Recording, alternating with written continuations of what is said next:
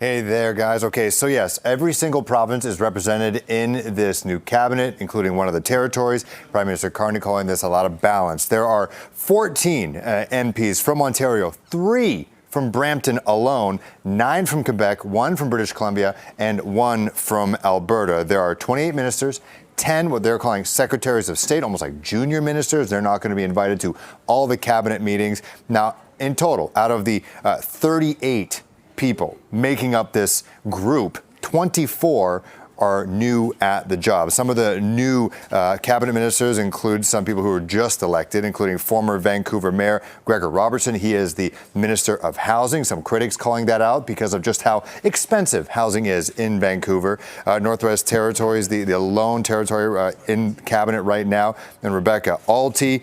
Tim Hodgson, who worked with the Prime Minister at the Bank of Canada. He was also the CEO of Goldman Sachs and was most recently the chair of Hydro One. Former broadcaster Evan Solomon is the Minister of Artificial Intelligence and Digital Innovation. That's a new one.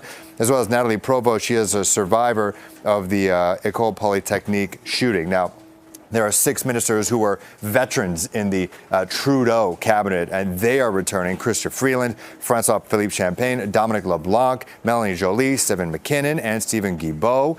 Some new roles for some of the returning ministers. Anita Anand, who wasn't even going to return to politics until Mark Carney became leader of the Liberal Party. She is now the Minister of Foreign Affairs. Melanie Joly is the Minister of Industry and Canada Economic Development for Quebec. Chrystia Freeland, she's staying on as Minister of Transport. And Dominic LeBlanc, he, according to those in Ottawa that I've read, is the Minister of Everything, the Minister of Canada-U.S. Relations and Intergovernmental Affairs. He's been dealing with the Trump administration since he was sworn in. Some ministers who are gone, most notably Jonathan Wilkinson, who was the Energy Natural Resources Minister, and former Toronto Police Chief Bill Blair.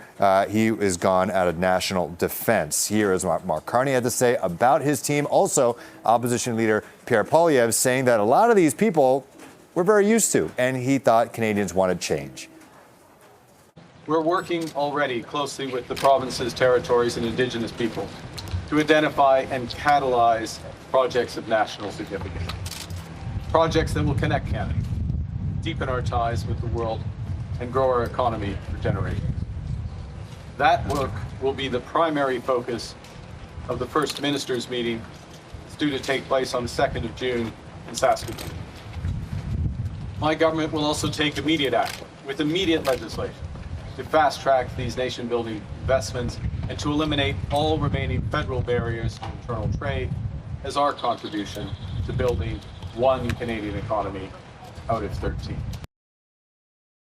Then there's Joly, LeBlanc, Haidu, Anand. Anand was the president of the Treasury Board, during which time the bureaucracy and the consultant bills blew out of control. In all, 14 Trudeau ministers are now in Carney's cabinet. It's more of the same when Canada needs real change. Even the new additions are problematic. Gregor Robertson was the mayor of Vancouver, who pushed for total legalization of hard drugs, distribution of tax-funded opioids. And some MPs who did not make the cut, including Nate Erskine-Smith, the MP from Beaches, East York. He was in the cabinet for a little bit. He says, quote, "It's impossible not to feel disrespected, and the way it played out doesn't sit right, but I'm mostly disappointed that my team and I won't have the chance to build on all we accomplished with only a short runway." Send it back to you guys. Thank you so much for this film. It's